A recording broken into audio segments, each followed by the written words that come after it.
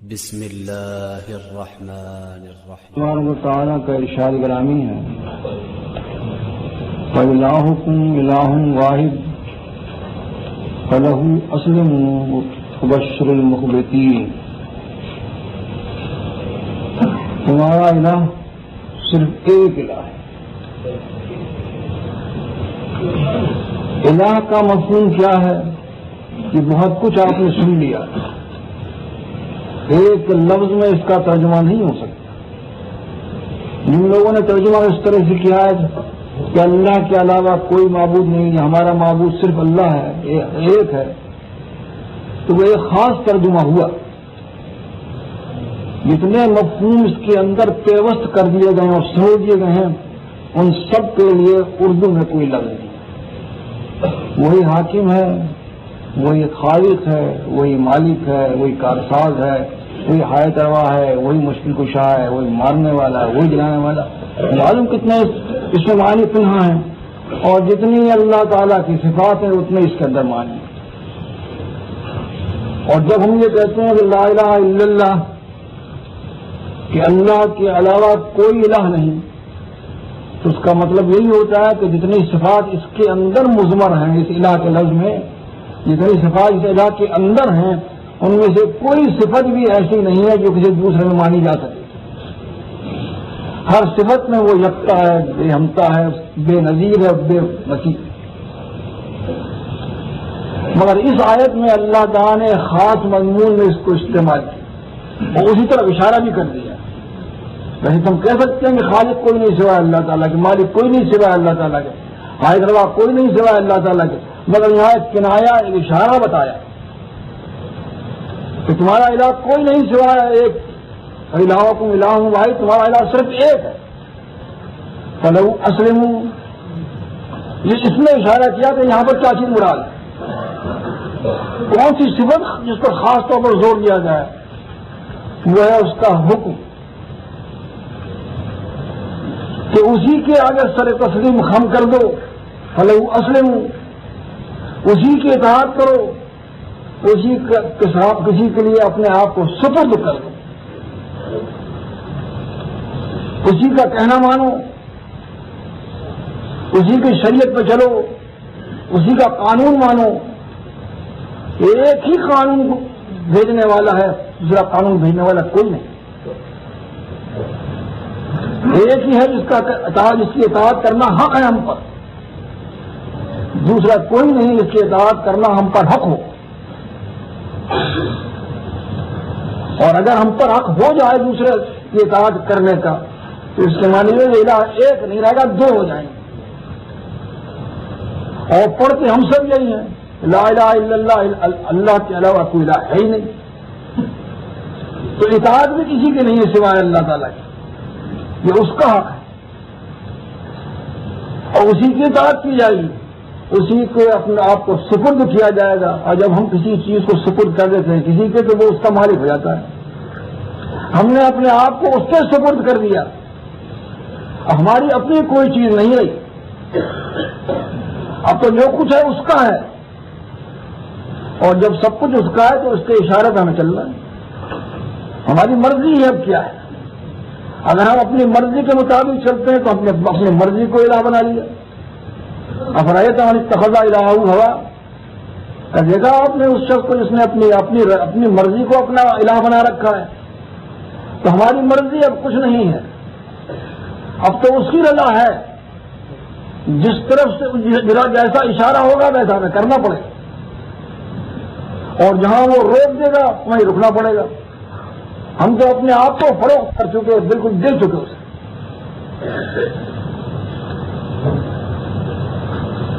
وہ ایک ہے،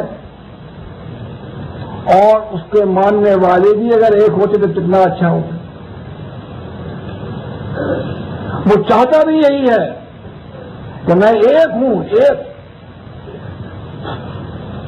تو اس کے ماننے والے بھی ایک ہوں۔ یہ اس کی رضا ہے کہ ماننے والے اس کے جو ہیں اس سب ایک ہوں۔ اب یہ فَإِلَٰهُكُمْ إِلَٰهٌ وَاحِدٌ فَلَهُ أَسْلِمُوا، کہ تمہارا الہ صرف ایک ہے، اسی کے آگے جھک جاؤ، اسی کی اطاعت کرو، اسی کو مانو۔ اسی کے لیے اسلام قبول کر لو اور یہ کہو نحن لہو مسلمون، ہم اس کے مسلم ہیں۔ یہ اسلام کی دعوت ہے۔ تو ہماری دعوت کا اندازہ لگائیے، دعوت دیتے ہیں اسلام کی، نام رکھتے ہیں یہ کہ مسلم نام ہو ہمارا، اور کہتے ہیں مسلم بن جاؤ۔ اسلام کی دعوت دیں اور مسلم بنائیں تو یہ دعوت کوئی بری دعوت ہے۔ وہ لوگ جو اپنے فرقے وارانہ مذہب کی طرف دعوت دیں، اپنے فرقے وارانہ نام کی طرف دعوت دیں، اور پھر اخباروں میں شائع ہو کہ آج فلاں شخص فلاں مسلک اس نے قبول کر لیا، اور وہ اشاعت ہوتی ہے رسالوں میں اور بڑی خوشی کا اظہار کیا جاتا ہے۔ اور ہماری طرف سے اگر کبھی اس قسم کی کوئی بات کہی جائے تو ہم تو یہ کہیں گے وہ فلاں شخص نے اسلام قبول کیا۔ ہم تو اسلام پیش کرتے ہیں، اسلام ہی اللہ تعالیٰ نے بھیجا ہے۔ ان الدین عند اللہ الاسلام، دین تو اللہ تعالیٰ کے نزدیک اسلام ہے۔ ہم وہ دین پیش کرتے ہیں جو اللہ تعالیٰ نے بھیجا تھا، اور یہ کیا پیش کرتے ہیں اس کو دیکھیں آپ۔ تو ان کی دعوت تو صحیح اور ہماری دعوت غلط، سنجیدگی سے غور نہیں کرتے کہ پیش کرنے والا کیا پیش کر رہا ہے، دعوت دینے والا کیا دعوت دے رہا ہے۔ اسلام کی دعوت، اسلام قبول کر لو، مسلم بن جاؤ، مگر مشکل ساری ہے کہ اسلام قبول کرنے میں ایک اور چیز چھوڑنی پڑتی ہے، وہ ہے فرقے واریت۔ اس لیے رنگ و غم تو سارا اس بات کا ہے، اسلام ہم نے قبول کیا تو پھر ہمیں یہ تمام فرقے واریت کے سر و سامان سب چھوڑنے پڑیں گے۔ وہ کفار مکہ بھی سمجھتے تھے تو لا الہ الا اللہ کہنے میں تو کوئی بات نہیں ہوئی، کہا کرتے تھے لبیک لا شریک لک لبیک، وہ کہا کرتے تھے لا الہ الا اللہ کہنے میں کیا تھا، مگر وہ سمجھتے تھے کہ اگر ایک مرتبہ ہم نے لا الہ الا اللہ پڑھ لیا تو یہ ساری بت پرستیاں ختم ہو کے رہ جائیں گے۔ وہی بات یہاں ہے کہ اگر ہم نے اسلام کو مان لیا، مسلم بن گئے، تو یہ ساری فرقہ واریتیں ختم ہو جائیں گی۔ یہ فرقے ختم ہو رہے ہیں، اور فرقوں سے اتنی محبت، اتنی انسیت ہو گئی ہے، اتنا لگاؤ پیدا ہو گیا ہے کہ اسلام جاتا ہے تو جائے، فرقہ نہ جانا چاہیے۔ میں اسی موضوع میں تقریر کر رہا ہوں کہ فرقے واریت کے نتائج کیا نکلتے ہیں۔ مضمون کا لب لباب یہ ہے، اور یہ تمہید ہے جو بیان کر رہا ہوں آپ کے سامنے، کہ اللہ تعالی ہمارا حاکم ہے، اس کی اطاعت ہمیں کرنی ہے، حکم دینا اس کا حق ہے، ماننا ہمارا فرض ہے، اور یہی ہماری دعوت کا پہلا اصول ہے کہ حاکم کوئی نہیں سوائے اللہ تعالیٰ کے، اس کی اطاعت کی جائے گی۔ اور اس کے علاوہ اگر کسی کو ہم حاکم مان لیں تو وہ الہ کو الہ واحد کہاں رہا، ایک الہ نہیں رہا۔ اگر ہم کسی اور کو بھی حقدار سمجھ لیں تو وہ بھی ہماری اطاعت کا حقدار ہے تو پھر وہ ایک الہ نہیں رہا۔ ہماری اطاعت کا حقدار صرف ایک، اور حکم دینے والا صرف ایک، حاکم صرف ایک، اسی کی بات مانی جائے گی۔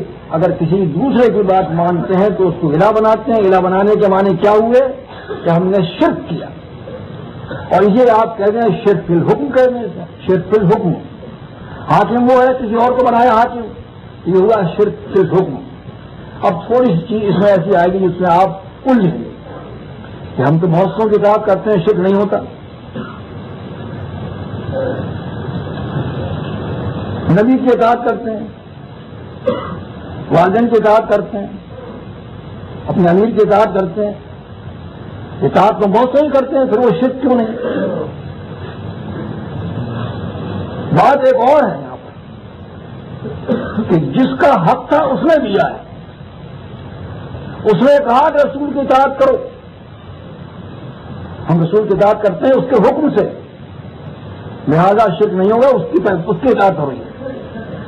اللہ کے رسول صلی اللہ علیہ وسلم کی اطاعت وہ اللہ تعالیٰ کی اطاعت ہے، اس نے حکم نہ دیا ہوتا تو ان کی بھی نہیں کرتے ہم، تب حق تو اس کا تھا، اور ہم اس کا حق کسی کو دینے والے نہیں ہیں۔ اس نے ان کو امامت دے کر بھیجا، امام بنا کر بھیجا، ان کی پیروی، ان کی اطاعت ہم پر فرض کر دی، لہٰذا ہم اس کی اطاعت کی وجہ سے اس کے ساتھ وہ سب کام کرتے ہیں جو کہ ہمیں اللہ تعالیٰ نے حکم دیا ہے، ہم اس کی اجازت سے کرتے ہیں. اگر اس کی اجازت نہیں ہوتی تو رسول اللہ صلی اللہ علیہ وسلم کا بھی حق نہیں تھا کہ ہم سے اطاعت کروا لیتے. تو قرآن مجید میں اللہ تعالیٰ خود نہیں ہوتا ہے، وما من رسول الا یطاع باذن اللہ، وما ارسلنا من رسول الا یطاع باذن اللہ. ہم نے کوئی رسول بھیجا ہی نہیں مگر اس حالت میں کہ اس کی اطاعت کی جائے اللہ کے حکم سے، بغیر اس کے حکم کے نہیں. تو رسول کی اطاعت تو اس لیے شرک نہیں ہوئی کہ وہ اس کے حکم سے ہو رہی ہے. اور اب ماں باپ کی اطاعت ہے، امیر کی اطاعت ہے، دوسری اطاعت ہیں، وہ شرک ہیں نہیں. ان اطاعتوں کا بھی اللہ تعالیٰ نے حکم تو دیا ہے لیکن ایک شرط کے ساتھ. اور وہ شرط کیا ہے؟ یہ شرط تو آپ صحیح بخاری صحیح مسلم حدیثوں میں ہے نا، لا طاعت فی معصیۃ اللہ. اللہ کے رسول صلی اللہ علیہ وسلم ہیں اللہ کی نافرمانی میں کسی کی اطاعت نہیں ہے. اور شریف سننا میں صحیح صنعت سے بڑی عمدہ الفاظ کی حدیث ہے، امام بغوی رحمۃ اللہ نے اس کو روایت کیا ہے. کہتے ہیں اللہ کے رسول صلی اللہ علیہ وسلم فرماتے ہیں لا طاعت لمخلوق فی معصیۃ الخالق. کیا عجیب اور جو جملے ہیں، لا طاعت لمخلوق فی معصیۃ الخالق. خالق کی نافرمانی جہاں ہوتی ہے وہاں مخلوق کی اطاعت نہیں ہوگی، مخلوق کی اطاعت حرام ہے. تو جن کی اطاعت ہم پر فرض کی گئی ہے، حاکم ہو یا امیر ہو یا والدین ہو، ان کی اطاعت کے ساتھ ایک شرط ہے کہ اس کے قانون کے مطابق اطاعت کی جائے، اس کی اطاعت کے ماتحت اطاعت کی جائے. ایسا نہ ہو کہ اس کی نافرمانی ہو جائے، اس کی نافرمانی میں سب اطاعتیں حرام ہو جائیں گی. تو اس لحاظ سے جو اطاعتیں ہم کرتے ہیں وہ اس لحاظ سے شرک نہیں ہوتی کہ اس سے اللہ تعالیٰ کے حکم کی اطاعت ہی ہم کروائیں. مگر جو اطاعت ہم اپنی طرف سے خود مقرر کر لیں،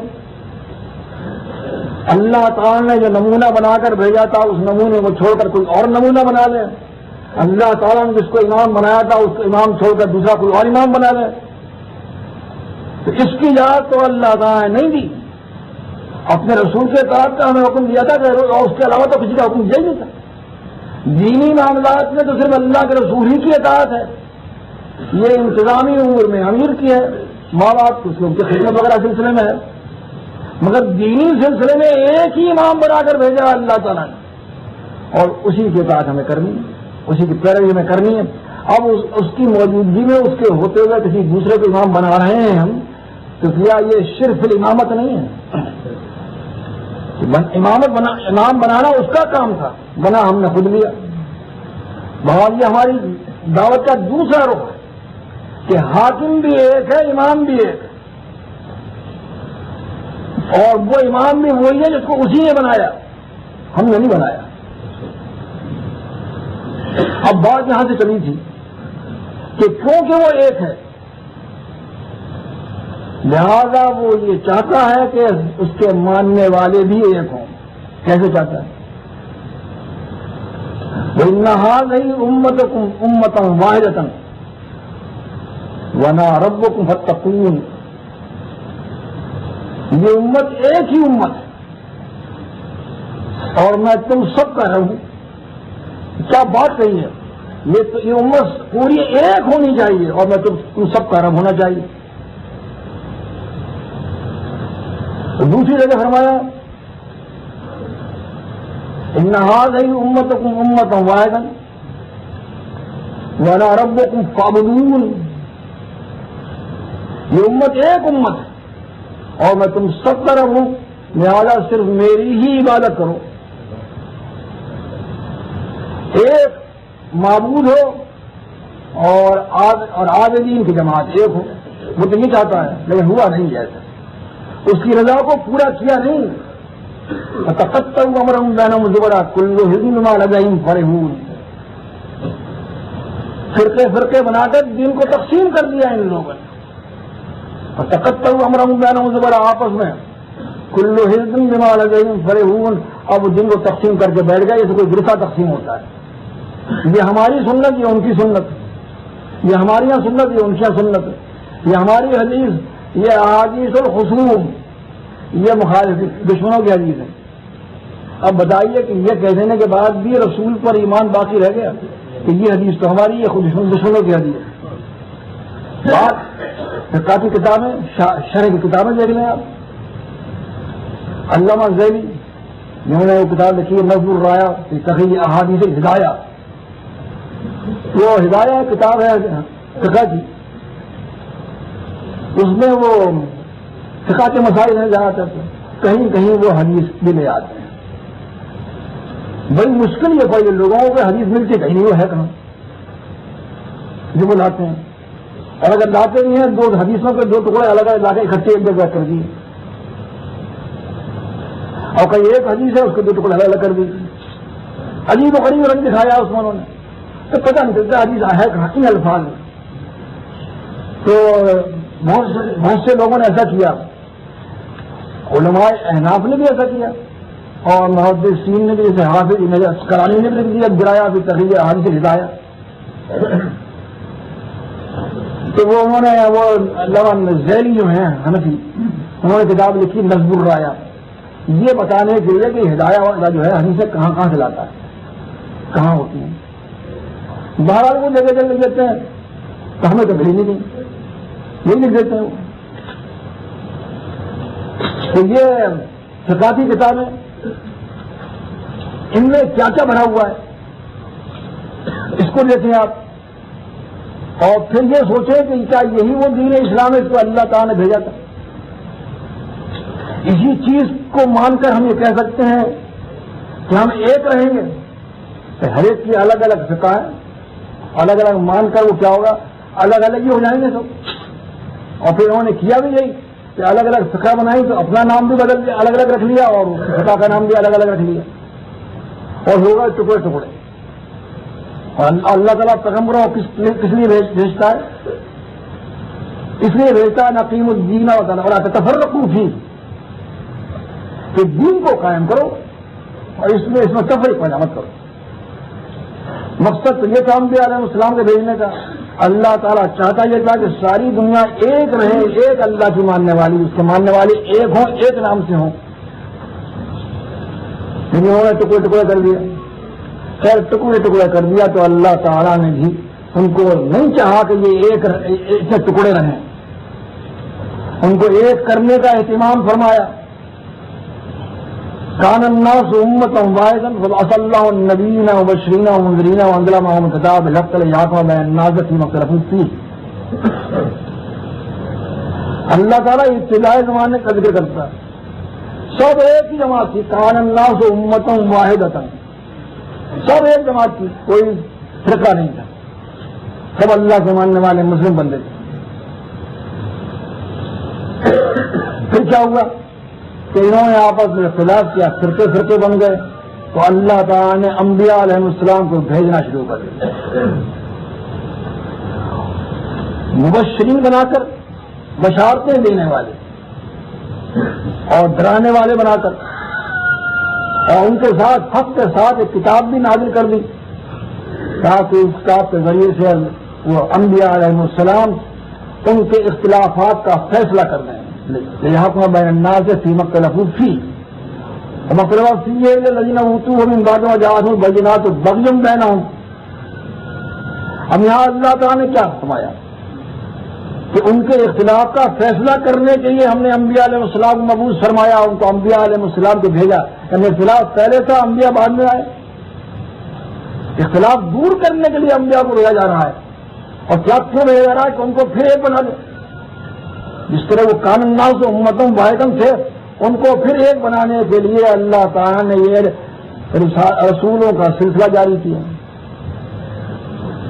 آگے اللہ تعالیٰ فرماتا ہے کہ وہ لوگ مختلف نہیں ہوئے، انہوں نے اختلاف نہیں کیا، مگر انہی لوگوں نے اختلاف کیا جن کو کتاب دی گئی تھی.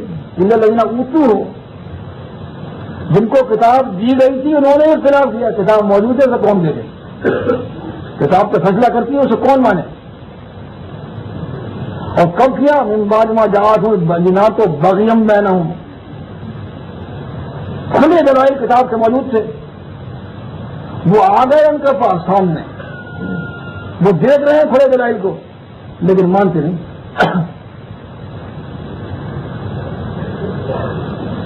کیوں نہیں مانتے؟ بغیم بینہم. یہ بتائیے، وجہ بتائیے کہ وجہ کیا تھی؟ بغیم بینہم، آپس کی ضد، ضد پیدا ہو گئی، مناظرے ہوئے۔ مناظرے آپ جانتے ہیں کس لیے ہوتے ہیں؟ اس لیے نہیں ہوتے کہ حق واضح ہو جائے، حق مل جائے ہم مان لیں، اس لیے ہوتے ہیں کہ یہ جو ہمارا مخالف ہے اس کو شکل دینی ہے، کسی طرح سے بھی دینی ہے، دھوکہ سے دینی ہے، کسی طرح دینی ہے۔ اور آپ نے دھوکے کا سلسلہ ابھی سنا کچھ بشیر صاحب کی تقریر میں کہ دھوکے سے وہ چیزیں پیش کی جو ہیں تھی ہی نہیں۔ یہ ہوتا کیا ہے، مناظرہ کوئی چیز نہیں ہے، ہارنے والا بھی کہتا ہے میں جیت کے آیا ہوں، تو فائدہ کیا ہوا؟ بغیم بینہم یہ چیز ہے خاص کہ آپس کی ضد، ان کا مسئلہ صحیح ہو جائے ہمارا غلط ہو جائے، یہ کیسے ہو؟ ہمارا مسئلہ صحیح ہونا چاہیے، ان کا غلط ہوتا ہے تو ہو جائے۔ یہ ضد پیدا ہو گئی، یہ پہلا نتیجہ ہے فرقہ بندی کا۔ میں فرقہ بندی انتہائی بتا رہا ہوں آپ کو، یہ پہلا نتیجہ آپ سن لیجیے کہ فرقہ بندی جہاں پیدا ہوگی وہاں ضد پیدا ہو جائے گی، اور جہاں ضد پیدا ہو جائے گی وہاں حق تسلیم کرنے کا وہ کی صلاحیت دی جاتی رہے گی۔ ضد ان الذین کفروا سواء علیہم انذرتہم ام لم تنذرہم لا یؤمنون، یہ لوگ حق کو چھپاتے ہیں، ضد اور ہر دھرمی کرتے ہیں، اے رسول ان کو آپ ڈرائیں یا نہ ڈرائیں وہ ایمان نہیں لائیں گے۔ یہ ضد، جب ضد پیدا ہو جاتی ہے تو ایک نہیں 20 یا دلائل آپ دے کے چلے جائیں، سب کی کوئی نہ کوئی تعویل ہوتی چلی جائے گی اور نہیں مانیں گے۔ تو پہلا نتیجہ تو آج یاد رکھیے کہ ضد پیدا ہوگی، ہر دھرمی پیدا ہوگی۔ کتنی بری چیز ہے یہ کہ جو حق کو تسلیم کرنے سے روک دے، یہ فرقہ واحد کا پہلا نتیجہ ہے۔ ولا تکونوا کالذین تفرقوا واختلفوا من بعد ما جاءتهم البینات، ولا تکونوا کالذین تفرقوا، اور اے لوگوں اے ایمان والوں تم ایسے مت ہو جانا جیسے گزشتہ قومیں ہوئی انہوں نے فرقے بنا لیے تھے، کالذین تفرقوا واختلفوا من بعد ما جاءتهم البینات، اور وہ اختلاف پر اڑے رہے باوجود اس کے ان کے پاس کھلے دلائل آ گئے تھے، کیوں اڑے رہے؟ نتیجہ تو وہی دقت ہے نا۔ ولا تكونوا كالذين تفرقوا واختلفوا من بعد ما جاءهم البينات ولا لهم عذاب أليم يوم تبيض وجوه وتسود وجوه فأما الذين اسودت وجوههم وكفرتم بعد إيمانكم فذوقوا العذاب بما كنتم تكفرون۔ یہ آگے اللہ تعالیٰ نے کیا فرمایا کہ ایسے لوگوں کے لیے عذاب عظیم ہے، عذاب عظیم، کھلے دلائل آ رہے ہیں نہیں مانتے، اور یہ عذاب کس دن ہوگا؟ جس دن بہت سے چہرے نورانی ہوں گے، بہت سے چہرے سیاہ ہوں گے، اور جن کے چہرے سیاہ ہو جائیں گے ان سے پوچھا جائے گا کفرتم بعد ایمانکم، کیا تم ایمان لانے کے بعد تم نے کفر کیا تھا؟ وہ کفر کیا تھا؟ وہی تو کفر کا کہ ضد کی وجہ سے نہیں مانا، ہر درمی کی، حق پوشی کی، حق کو تسلیم نہیں کیا، کفرتم بعد ایمانکم، ایمان لائے تھے تم کہ ہم قرآن حدیث کو مانیں گے، لیکن جب قرآن حدیث تمہارے سامنے پیش کیا جاتا تھا تم نہیں مانتے تھے۔ قرآن حدیث پیش کیا جائے اور کوئی شخص نہ مانے تو کفر ہے یا نہیں؟ اکفرتم بعد ایمانکم فذوقوا العذاب بما کنتم تکفرون، تو اب جو تم کفر کیا کرتے تھے اس کے عذاب کا مزہ چکھو۔ دوسرا نتیجہ کفر ہے، پہلا نتیجہ ضد، اور ضد کے بعد دوسرا نتیجہ نکلے گا وہ کفر نکلے گا۔ ایک اور آیت میں اللہ تعالیٰ فرماتا ہے ولا تکونوا من المشرکین من الذین فرقوا دینہم وکانوا شیعا لست منہم کل حزب بما لدیہم فرحون۔ مشرکین میں جمع ہو جانا، ولا تکونوا من المشرکین، اور پھر مشرکین کی تشریح خود کر دی آگے، من الذین فرقوا دینہم، یعنی ان لوگوں میں سے ہو جانا جنہوں نے اپنے دین کو ٹکڑے ٹکڑے کر لیا، فرقوا دینہم وکانوا شیعا، اور ہو گئے فرقے فرقے بن گئے۔ یہ ہے مشرکین کی تشریح، من الذین فرقوا دینہم، یہ کہا ولا تکونوا من المشرکین، مشرکین میں سے مت ہو جانا، یعنی کن لوگوں میں سے؟ من الذین فرقوا دینہم وکانوا شیعا کل حزب بما لدیہم فرحون، جنہوں نے اپنے دین کو ٹکڑے ٹکڑے کر ڈالا اور ہو گئے فرقے۔ اور ہر فرقہ اپنے فرقے واریت پر مگن ہے، اپنے فرقے وارانہ مذہب پر مگن ہے، اور اتنا مگن ہے وہ سمجھتا ہے کہ بس یہی حق ہے، باقی حق ہے۔ اس آیت میں کیا بتایا؟ فرقے بندی کو شرک بتایا گیا، اور یہ آپ سمجھتے ہیں کہ جب اللہ تعالیٰ کا حکم آپ کے پاس پہنچ جائے اور اس کے سامنے آپ کسی دوسرے کے قول کو ترجیح دے کر اس کو مانیں، یعنی اللہ کے دین میں دوسرے کے قول کو شامل کر دیں، اس کو مان رہے ہیں، اس کو ترجیح دے رہے ہیں، یا اللہ تعالیٰ کا فرمان نہ بھی ہو پھر بھی کسی دوسرے کے فرمان کو اللہ کے دین میں شامل کر رہے ہیں، تو آپ بتائیے اور یہ شرک نہیں تو کیا ہے؟ اللہ کا دین اللہ کے لیے اور وہ اس نے نازل فرمایا ہے، اوپر سے آیا، یہاں نہیں بنایا گیا، آسمان سے نازل ہوا ہے، تو اس دین میں کمی بیشی کا اختیار اسی کو ہے یا انسانوں کو بھی ہے؟ اسی کو ہے، اور اللہ تعالیٰ نے پہلے کہہ دیا تھا سمن طبع ہدایہ فلا خوف علیہم ولا هم یحزنون، جب آدم علیہ السلام کو اتارا ہے جب یہ کہہ دیا تھا جب کبھی میرے پاس سے ہدایت آ جائے تو جیسے دو شخص میری ہدایت کی پیروی کرے گا اسے کوئی خوف ہوگا نہ غم ہوگا، تو ہدایت قل ھدی اللہ وہدیٰ، اے رسول آپ کہہ لیے ہدایت تو وہ جو اللہ کی ہدایت، یعنی یہ جو اور دوسروں کی باتیں ہیں ان کو اپنے دین میں شامل کر لیں اور اس کو بھی ہدایت سمجھیں، تو اس آیت کا انکار ہے نہیں کہ اللہ تعالیٰ ہمارا ہدایت تو اللہ کی ہدایت ہے بس۔ تو اللہ تعالیٰ کے دین میں کسی دوسرے کی بات شامل کر لینا یہ ہے شرک فی الدین، شرک فی التشریع، شرک فی الشریعت، اور شامل بھی ایسی حالت میں کیا جائے کہ اللہ کا اس سلسلے میں کوئی فرمان موجود ہو، یعنی اللہ کے فرمان کو رد کر کے دوسرے کے قول کو لے آنا، تو اب بتائیں اسے کیا کہیں؟ اسے تو کہا شرک، ہم یہ سمجھ میں نہیں آتا اس کو کون سا نام دیں، کیونکہ شرک سے بڑا گناہ تو کوئی ہے ہی نہیں، مگر ظاہر یہ ہو رہا ہے کہ یہ کوئی بہت ہی بڑا گناہ ہے جب اللہ کے دین میں کوئی چیز شامل کرتے ہیں، اس دین میں وہ اللہ کا کوئی، اس معاملے میں اللہ کا کوئی حکم نہیں ہے، وہی شرک ہو رہا ہے۔ تو اللہ کا حکم موجود ہوتے ہوئے کسی دوسرے کے حکم کو شامل کرنا اور اللہ کے حکم کو رد کر دینا، یہ کون سا شرک ہوگا؟ یہ تو کوئی بہت ہی بڑا شرک ہونا چاہیے۔ تو تیسرا نتیجہ یہ نکلا کہ فرقے واریت جہاں آئے گی وہاں شرک ساتھ آئے، بچ نہیں سکتے۔ اب ضد اور ہٹ گرمی اور کفر اور شرک کی ساتھ ساتھ چل رہے ہیں، آپ دیکھیے، اور پھر آپ دیکھیے کہ بے ایمانی صاف ظاہر ہو جائے گی۔ فلا وربک لا یؤمنون حتی یحکموک فیما شجر بینہم ثم لا یجدوا فی انفسہم حرجا مما قضیت ویسلموا تسلیما، یہ تو اللہ کے رسول صلی اللہ علیہ وسلم کے متعلق فرمان کہ جو فیصلہ آپ کر دیں اگر اس کو نہیں مانتا کوئی شخص خوش دلی کے ساتھ، تو آپ کے رب کی قسم وہ ایماندار نہیں۔ اب آپ بتائیے کہ اللہ کے رسول صلی اللہ علیہ وسلم کسی بات کا فیصلہ کر دیں اور پھر ہمارے دل میں کسی قسم کی تنگی باقی رہ جائے کہ ہمارے مذہب کے خلاف ہے، ہم اسے کیسے مانیں؟ یہ آتی ہے تنگی نہیں، ایک فرقہ پرست آدمی کے سامنے جب حدیث پیش کی جائے جو اس کے فرقے کے مذہب کے خلاف ہو تو وہ اپنے دل میں تنگی محسوس کرتا ہے میرے مذہب کے خلاف، وہ خوش دلی کے ساتھ تسلیم نہیں کرتا، سراخوں پر یہ اللہ کے رسول کا فرمان ہے۔ ایماندار کام ہی ہے کہ جو اللہ رسول کا فرمان ہے وہ ہمارے سراخوں پر ہے، ہمارا مذہب کیا، ہمارا معاشرہ کیا، ہماری رسم و رواج کیا، کسی کی کوئی حقیقت ہی نہیں ہے، ہمیں تو ماننا اس کا کہنا، اس کو ثبوت کر دیا ہم نے اپنے آپ کو، یہ تو ایماندار کا کہنا ہے۔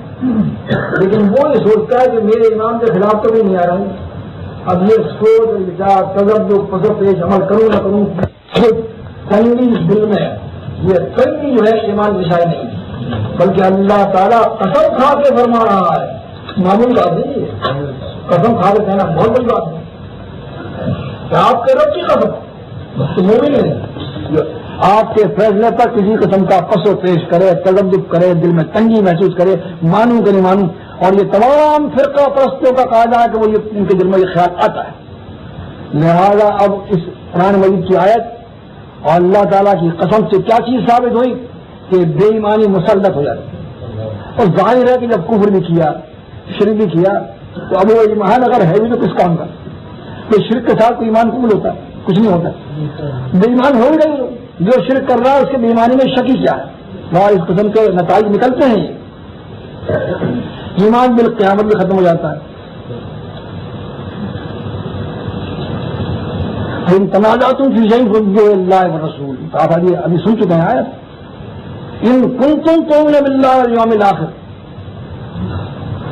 اگر اللہ اور یوم آخر پر تمہارا ایمان ہے تو رجوع کرو اللہ اور رسول کی طرف، کیونکہ اس فرقہ پرستوں کے مذاہب بنے ہوئے ہیں کتابوں میں، یہ رجوع کرنے کے لیے تیار ہیں، ان کو دعوت دی جائے کہ آؤ بھائی ایک مجلس میں بیٹھ جائیں آ کر، اور وہاں بیٹھ کر اللہ رسول کی جو احکام ان کی روشنی میں ہم فیصلہ کریں کہ کون سی چیز حق ہے کون سی غلط ہے، اور اس طرح سے ہم مذاہب میں جو غلط بات میں آ گئی ہم نکال کے پھینکیں۔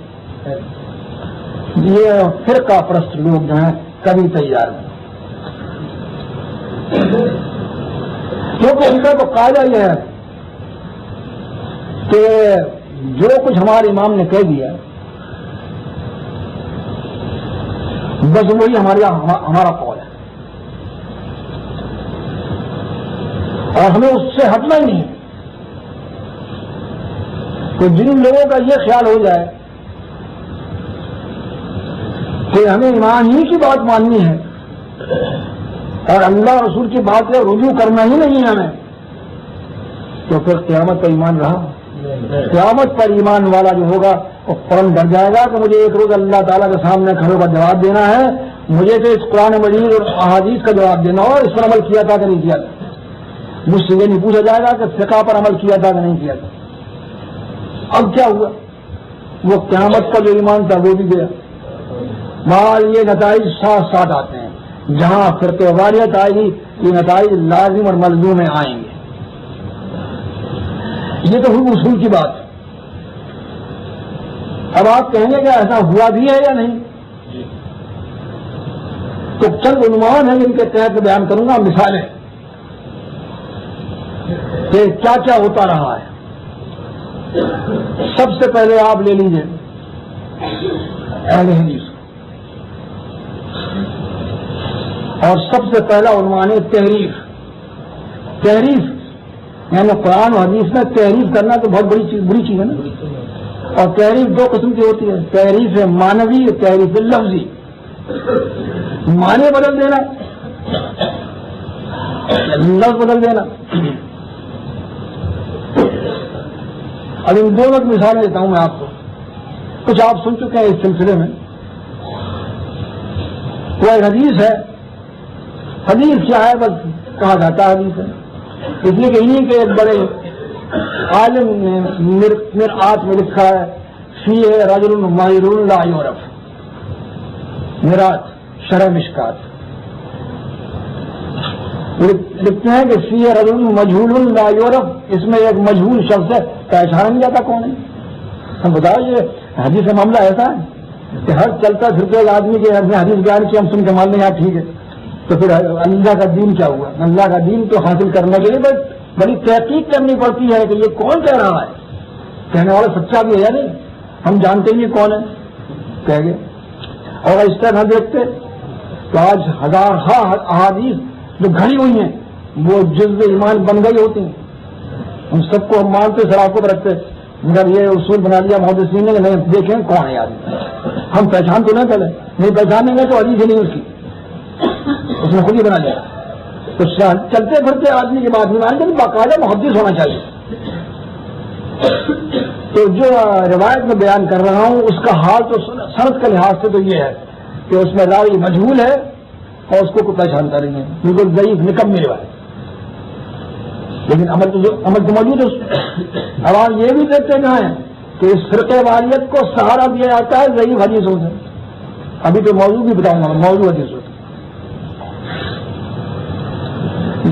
اس کے الفاظ نقل کرتے ہیں وہ من قرأ والمرسلات، جو شخص پڑھے والمرسلات، سورہ مرسلات پڑھے، اور جب وہ پہنچے اس آیت پر ای حدیث بعدہ یؤمنون، اذا بلغ ای حدیث بعدہ یؤمنون، جب اس آیت پر پہنچے فلیقل آمنا باللہ، تو اسے چاہیے کہ میں اللہ پر ایمان لایا. ترجمہ سمجھ رہے ہیں آپ صاحب؟ من قرأ فلیقل، جو پڑھے وہ یہ کہے، جو پڑھے وہ یہ کہے. اب مذہب ہمارا یہ کہ جو پڑھے وہ بھی کہے اور جو سنے وہ بھی کہے. ہمارا مذہب یہ بن گیا. اس مذہب کی حفاظت کرنی ہے ہمیں کہ فرقے واریت کی حفاظت ہو رہی ہے، حسینیں بنائی جا رہی ہیں. ہمارا مذہب یہ کہ مقتدی بھی پڑھے، سننے والا بھی پڑھے. تو اٹھا کر دیکھیے کتاب صلاۃ الرسول میں لے آیا ہوں، اور جتنے حوالے دوں گا میں ان سب کا حوالہ تقریباً یہاں مل جائے گا آپ کو. وہ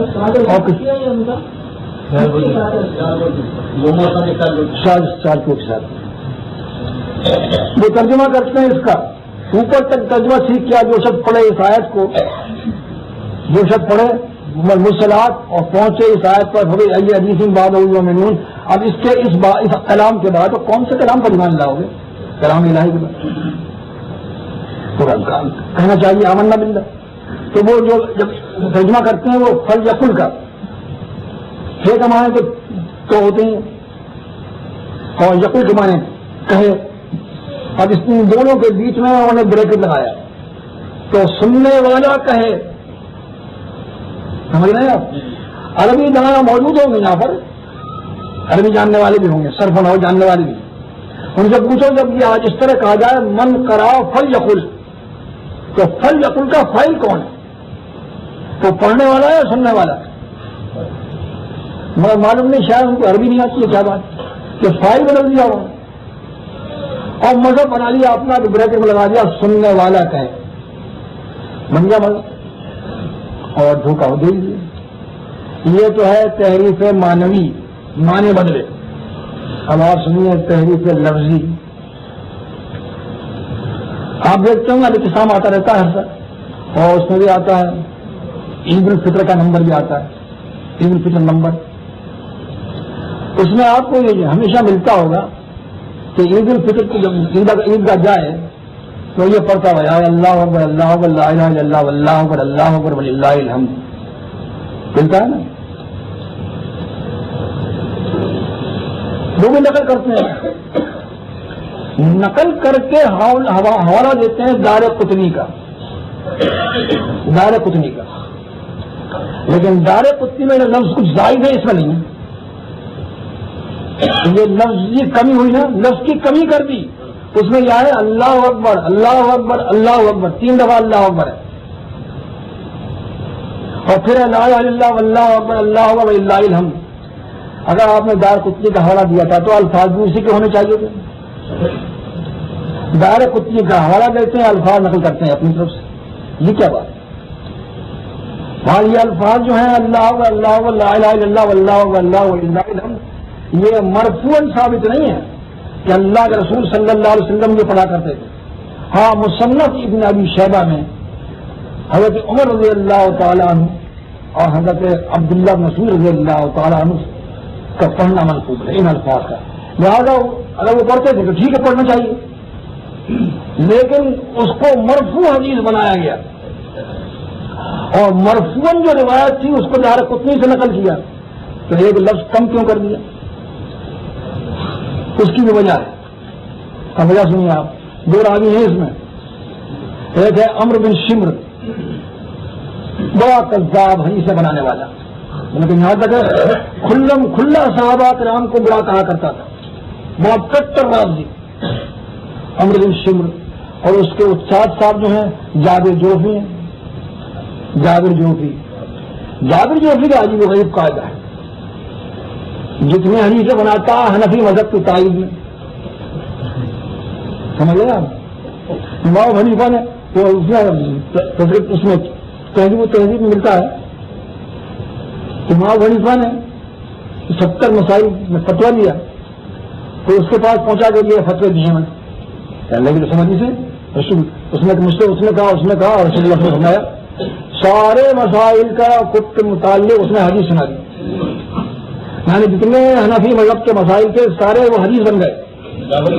ہاں جابر جو ایسا وہ شخص محل بناتا وہ حنفی مذہب کے تائید میں ہے.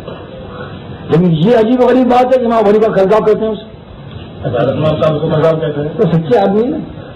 انہوں نے یہ نہیں سوچا کہ ہمارے مطلب کی چیز آ رہی تو مان لیں اسے سر آنکھوں پہ بٹھا لو. نہیں, دیانت داری ہے. وہ امام اپنے حق پر تھے. وہ امام واجب الاطلاع تو نہیں تھے لیکن وہ خدمت دین کے لحاظ سے تو واجب الاعتراف ہے. ان کا ایمان صحیح تھا. انہوں نے لے لیا یہ کذاب اور کس طرح گواہی دی. گواہی بھی کس طرح دی. کہتے ہیں کہ میں نے جابر جوفی سے زیادہ کذاب کسی کو پایا ہی نہیں. کتنے ایماندارانہ بات کہی. مگر اب یہ حدیث کو نقل کیا. اس کو نقل کیا دارقطنی کے حوالے سے اور 2 راوی اس میں ایسے ماشاءاللہ. آپ اب بتائیے انہوں نے کون سی جانبداری کا ثبوت دیا. ایک گھڑیلی حدیث کو نقل کیا اور اس کو نقل کر کے لگے. بہرحال یہ تحریف لفظی اور تحریف معنوی 2 مثالیں ہو گئی. اب آئیے آپ شریعت سازی عنوان لکھ لیجیے. شاید میں بھول جاؤں کوئی عنوان. شریعت سازی. عیدگاہ میں جاتے وقت عیدگاہ ہو جاتے ہیں عید الفطر ہو گیا عید الاضحیٰ یہ تبدیلیں پڑھی جاتی ہیں. اللہ اکبر اللہ اکبر لا الہ الا اللہ واللہ اکبر اللہ وللہ الحمد پڑھی جاتی ہیں. اور یہ ثبوت ملتا ہے اس کا الفاظ کا ثبوت نہیں. یہ تو ملتا ہے کہ رسول اللہ صلی اللہ علیہ وسلم جب جایا کرتے تھے عیدگاہ تو تکبیریں پڑھتے ہوئے جایا کرتے تھے. عبداللہ بن عمر رضی اللہ تعالیٰ عنہ کا ملتا ہے وہ جایا کرتے تھے اور عیدگاہ پہنچ کر امام آیا ہونا ختم کر دیا. تمام احادیث میں یہی ملتا ہے کہ عیدگاہ پہنچنے تک تکبیریں پڑھی جایا کرتی تھیں. لیکن اب آپ دیکھ لیجیے وہ دیکھ لیجیے صراط الرسول دیکھ لیجیے الاعتصام جو آتے ہیں ان میں دیکھ لیجیے عید نمبر اس میں لکھا ہے واپسی میں بھی پڑھے. آپ بتائیں کہاں سے آئے. وہ حدیث ہمیں نہیں بتا دیں ہم بھی پڑھا کریں گے واپسی میں. نہیں ہے تو پھر کیا کہا جائے گا کہ شریعت سازی بھی ہو رہی ہے. شریعت سازی ایک مسئلہ اور آتا ہے اس سلسلے میں. تو صحیح مسلم کی ایک حدیث ہے. اللہ کے رسول صلی اللہ علیہ وسلم فرماتے ہیں لا تذبحوا الا مسنۃ. قربانی مت کرو کسی جانور کے مگر اس کے 2 دانت 2 دانت والے 2 دانت نیچے نکلتے ہیں 2 بڑے دانت اس کے قربانی کر سکتے. باقی کسی کو نہیں. اللہ یاسر علیکم سوائے اس صورت کے کہ تم مجبور ہو جاؤ کوئی ملتا ہی نہ ہو تو جلد من الزام تو بھیڑ کا جزا کر دو. جزا وہ 1 سال کا بچہ بھیڑ کا تو وہ کر دو اس وقت اس صورت میں کہ تم مجبور ہو جاؤ میسر ہی نہیں ہو 2 دانت کا. لیکن ان کا مسئلہ کیا ہے دیکھ لیجیے علیہ صاحب کہ وہ ملتا ہو تو بھی کر سکتے ہیں اگرچہ اس کے 2 دانت نہ نکلے ہوں. تو جس کو کر رہے ہیں بھیڑ کے بچے کو اس کے 2 دانت نہیں نکلے اور جو دوسرا ہے اس میں 2 دانت موجود ہیں لیکن پھر بھی اس 2 دانت والے کی قربانی ہو سکتی ہے. یہ شریعت سازی نہیں تو اور کیا ہے. اب آپ بتاؤں گا آپ کو تیسری چیز تقلید. لکھتے ہیں السلام میں آتا ہے عیدگاہ سے اس وقت تک نہ جائے جب تک خطبہ ختم نہ ہو جائے. عیدگاہ سے اس وقت تک نہ جائے جب تک خطبہ ختم نہ ہو جائے. دلیل کیا کہتے ہیں امام مالک نے فرمایا لا ينصرف حتى ينصرف الامام نہ لوٹے جب تک امام نہ لوٹے. دلیل سے دیکھیے آپ نے کیا دی. جب خطبہ سننا ضروری ہے تو ٹھیک ہے خطبہ اگر سننا نہ ہو تو مقصد کیا اس کا.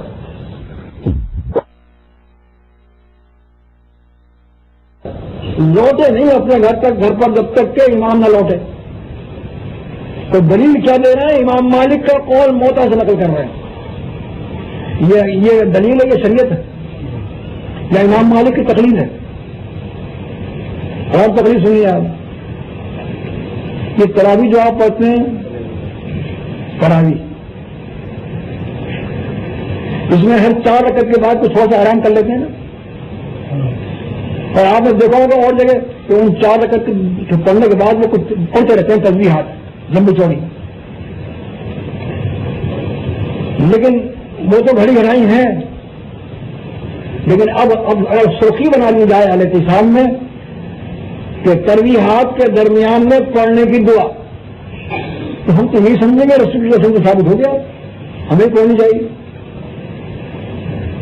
لیکن کیا لکھتے ہیں اس میں کہ رسول اللہ صلی اللہ علیہ وسلم سے تو دعا کوئی منقول نہیں ہے، البتہ بعض بزرگ یہ دعا پڑھتے آئے ہیں، بعض بزرگ۔ اب آپ بتائیے یہ کیا چیز ہے، یہ تکلیف ہے یا نہیں؟ تیسری چیز، وہ تکبیریں جو پڑھی جاتی ہیں عیدگاہ جاتے ہوئے، تو اس میں لکھتے ہیں کہ یہ عید کا چاند دیکھتے ہی شروع کر دینی چاہیے۔ اور وہ کیوں؟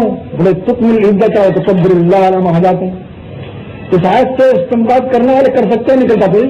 اگر اس آیت کا یہی مطلب ہوتا کہ چاند دیکھتے ہی تکبیریں پڑھنی شروع کر دو، تو رسول اللہ صلی اللہ علیہ وسلم بھی اس طرح کرتے، اور عبداللہ عمر اور دوسرے صحابہ کرام کا جو فعل منقول ہے وہ بھی اسی طرح ہوتا۔ وہ تو سب عیدگاہ کو روانہ ہوتے وقت شروع کرتے، تکبیریں چاند دیکھتے ہی نہیں پڑھتے تھے۔ تو قرآن مجید کا مطلب کیوں بناتے ہیں جو اپنے مطلب کا؟ لیکن نہیں خیر، وہ اس آیت کو پیش نہیں کیا ہوا۔ آیت کو پیش کرتے ہم کہتے ہیں اجتہاد میں غلطی ہو گئی۔ انہوں نے کیا چیز پیش کی ہے؟ علامہ ابن تیمیہ لکھتے ہیں کہ چاند دیکھتی شروع کر دینا چاہیے، سمجھ گئے آپ؟ علامہ ابن تیمیہ لکھتے ہیں کہ چاند دیکھتے ہی تکبیریں شروع کر دینی چاہیے۔ یہ کوئی دلیل؟ یہ علامہ ابن تیمیہ کے مقلد ہوئے، یہ تقریبیں ہو رہی ہیں۔ بڑی ہوئی حدیث، اب گھڑی گھڑیوں کے ساتھ جاؤں، صراط الرسول دیکھیں آپ، رفیعین کو وفات رسول تک ثابت کرنے کے لیے ایک حدیث نقل کی ہے، اس کے الفاظ جو ہے فما زالت تلک صلاتہ فما زالت تلک صلاتہ حتی لقی اللہ تعالی۔ رسول اللہ صلی اللہ علیہ وسلم کی نماز اسی طرح سے رہی رفیعین کے ساتھ یہاں تک کہ آپ اللہ تعالیٰ سے جا ملے۔ یہ ہے صراط الرسول میں حدیث تو گھڑی ہوئی ہے، گھڑی ہوئی حدیث ہے، کیوں نہیں کرتے؟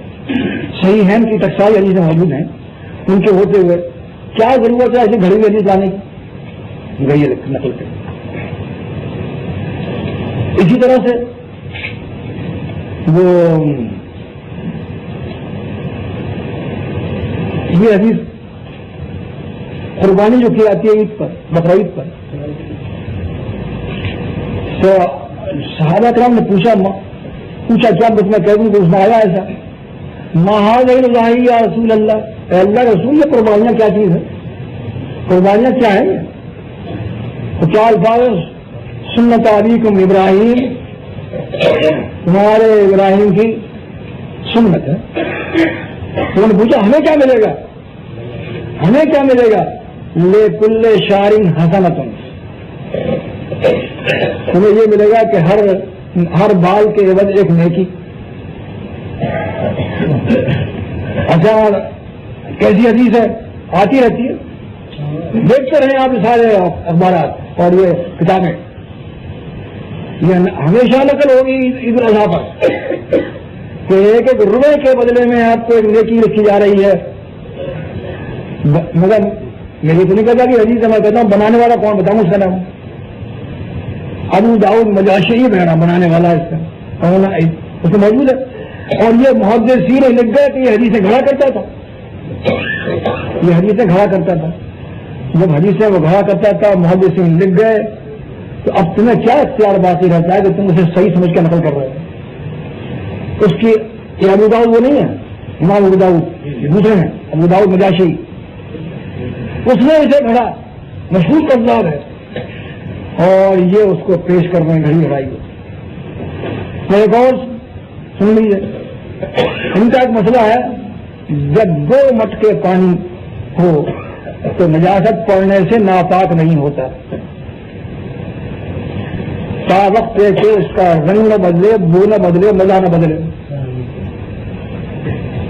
یہ 3 بدل جائیں تو پھر ناپاک ہو جائے گا، لیکن ویسے 2 مٹکے اگر پانی میں 2-4 قطرے پیشاب کے پڑ گئے، نہ رنگ بدلے گا، نہ بو بدلے گا، نہ مزہ بدلے گا۔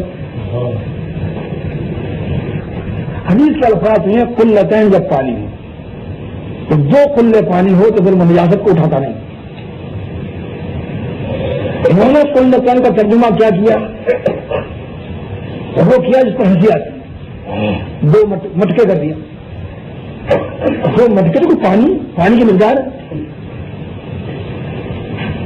اچھا کر تو دیا، پھر اب سہارا، اس کے لیے ثبوت بھی تو چاہیے کہ 2 مٹکے بنا دیں یہاں پر حدیث میں۔ سہارے کے لیے ایک روایت لائے اور اس میں الفاظ رسول اللہ صلی اللہ علیہ وسلم کے نقل کیے گئے کہ قلے سے مراد حجر کے مٹکے ہیں، حجر کے مٹکے ذرا بڑے ہوتے ہیں۔ اب دیکھیے یہ حدیث کیسی ہے، کہاں سے آئی؟ اول تو اس کا راوی جو ہے وہ ہے مغیرہ بن ثقلاب، منکر الحدیث، امام ابو داؤد کے استاد ہیں امام نفیلی۔ وہ لکھتے ہیں لم یکن مطمئن علی الحدیث، حدیث میں امانت دار نہیں ہے۔ اور بتاؤ اتنی گھڑی بھائی حدیث ہے، خائن کی حدیثوں میں جو خیانت کرتا ہے اس کی گھڑی بھی حدیث لا کر 2 مٹکے ثابت کر رہے ہیں کہ 2 مٹکے میں اگر اجازت پڑ جائے تو وہ ناپاک نہیں ہوا، جب تک رنگ نہ بدلے، بو نہ بھرے، بندہ نہ بدلے۔ اندازہ لگائیں آپ اس کے 2 مٹکے پانی میں اگر 1 قطرہ پانی لگے، 1 قطرہ پیشاب پر پڑ جائے تو کوئی شک نہیں پلے گا اسے، مگر رنگ نہیں بدلتا، اسے بو نہیں بدلتی، بھیا نہیں بدلتی۔ یہ مسئلہ آپ نہ ہے، اسلام کا مذہب اڑانا ہے، خیر کا مذہب ہے، اور یہی مذہب شافعی ہے، یہی حنبلی ہے۔ حنبلی مذہب یہی ہے، اور مالکی مذہب تو اور بھی گر گیا ہے نیچے، انہوں نے اور بھی کم کر دیا، 1 گلاس بھی اگر قطرہ پڑ جائے پیشاب، 1 گلاس پانی میں، مالکی مذہب، یہ مذہب اسلام ہے۔ کون بننا ہے صاحب دے مالکی مذہب 1 گلاس کام چل، 1 گلاس میں قطرہ پڑ جائے پا کر، جب تک برے نہ بدلے، منہ نہ بدلے، مزہ نہ بدلے۔ تو یہ کیا ہو رہا ہے؟ اپنے مذہب کے لیے گھڑی بھی حدیث لا رہے ہیں، اور وہ بھی دیکھا ہوگا آپ نے، وہ ابو سعید خدری رضی اللہ تعالیٰ عنہ کے ایک الفاظ نقل کیے جاتے ہیں جو اپنے شاگردوں سے کہہ رہے ہیں انتم خلوف ہونا وہ اہل الحدیث بعدنا، تم ہمارے جانشین ہو اور ہمارے بعد تم اہل حدیث ہو گئے، ہمارے بعد تم ہو گئے اہل حدیث، تو ابھی نہیں ہو گئے اہل حدیث۔ کہتے ہیں اہل حدیث اور مسلم ہم مترادف ہیں، ایک معنی ہیں دونوں کے، اہل حدیث اور مسلم ایک چیز ہے۔ تو بھائی وہ طلباء سے کیوں کہہ رہے ہیں تم اہل حدیث بعد میں بنو گے، ابھی نہیں ہو؟ کیا طلباء سے وہ کہہ سکتے تھے تم مسلم نہیں ہو، بعد میں ہو جاؤ گے؟ حق ہوا نا؟ وہ طلباء سے کیوں کہہ رہے ہیں بعد میں اہل حدیث ہو گئے؟ وہ اس لیے کہہ رہے ہیں ابھی پڑھ رہے ہیں، وہ پڑھنے کے بعد بنیں گے عالم حدیث، حدیث کی خدمت کریں گے، پڑھیں گے، پڑھائیں گے، سنائیں گے، تب وہ اہل حدیث ہیں، محدث ہیں۔ یہ تو بات سمجھ آتی ہے، طلباء بعد میں بنیں گے، ابھی کیسے بن جائیں گے؟ آتا ہی نہیں وہ کیسے اہل حدیث ہے؟ تو اہل حدیث کا مطلب کیا ہوا؟ محدث۔ میں ہمارے اپنے فقہ کا نام بتا دیا تو لوگوں کو کہہ دیا انہیں اہل حدیث کا نام آ گیا۔ اگر تو وہاں اہل حدیث کے معنی محدث، بہت بڑا حدیث کا عالم، مگر انہوں نے اپنے فرقے کا نام کو ثبوت میں اس کو پیش کر دیا۔ چلو بھائی مان لیں ہم یہ بھی صحیح، مگر سند تو بتا دو کیسی ہے۔ اس واقعے کی سند میں اگر آگے ہے ابو ہارون العبدی، ابو ہارون العبدی، اور اس کو میں اور آپ نہیں، اس شخص نے قذاب کہا ہے جس کی اس معاملے میں سب سے زیادہ وقت ہے۔ امام بخاری رحمۃ اللہ علیہ فرماتے ہیں قذاب ہے۔ ہمارا بن جبین ابو ہارون العبدی اس متعلق کہتے ہیں قذاب ہے، امام بیہقی نے اسے نقل کیا ہے اپنی کتاب القرۃ میں۔ یہ موضوع حدیث ہے، اپنے نام پہ صحیح تو اب موضوع حدیث نقل کرنا ہے، اتنے عنوان ہو گیا، کچھ باقی رہ گیا۔